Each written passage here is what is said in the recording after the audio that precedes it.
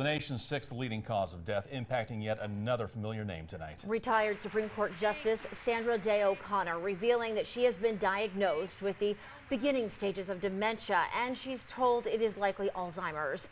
The justice was nominated to the bench by President Ronald Reagan back in 1981, becoming the first female Supreme Court Justice of the United States. Now, she stepped down in 2006 to care for her husband, also battling the disease. O'Connor saying this may be her final chapter, but, quote, nothing has diminished my gratitude and deep appreciation for the countless blessings of my life. Alzheimer's impacting more and more people, it seems, each and every day. In fact, 5.4 million Americans have the disease right now.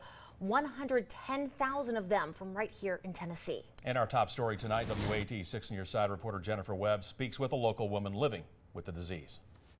For Brenda Nicholson, delivering bad news was part of being an oncologist. But in 2014, when she was diagnosed with early onset Alzheimer's at the age of 49, she suddenly found herself on the other side. I'd been dealing with death and dying and very stressful situations with my patients. And so I was able to take all of the lessons that I've learned from my patients and apply them to myself. But with Alzheimer's, there was one stark realization for Nicholson and her husband, Don. The thing that struck both of us was how there was so much hope with cancer, and there were survivors telling their story.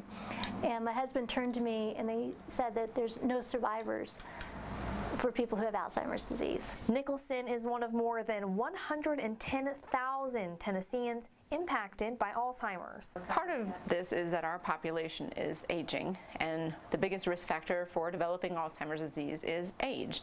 Half of those who are over age 85 can expect to develop Alzheimer's disease, and so we see that Sandra Day OConnor falls into that group. Nicholson says she has good days and bad ones. Some days you wake up and you just feel mentally sharp and you can kind of do whatever with very little limitations. Other days seem to be days where the brain is more inefficient. But living with Alzheimer's has not kept her from living life to the absolute fullest. I've been very fortunate because my husband is very supportive, and I have an incredibly supportive family, and so he augments where I have deficiencies.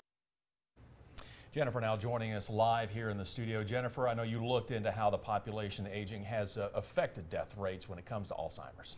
I did, Bo. The latest numbers from the CDC show the death rate increased 55% from 1999 to 2004 after accounting for age. Bo, Kristen. All right, Jennifer, thank you. Now, we also want to let you know we reached out to UT Medical's Spine Institute that works with the Pat Summitt Foundation. They say the clinic right here in East Tennessee has been working on some of the latest research. To hopefully pick this up early, and the data he has so far is he can probably pick this up earlier than any other diagnostic test for Alzheimer's.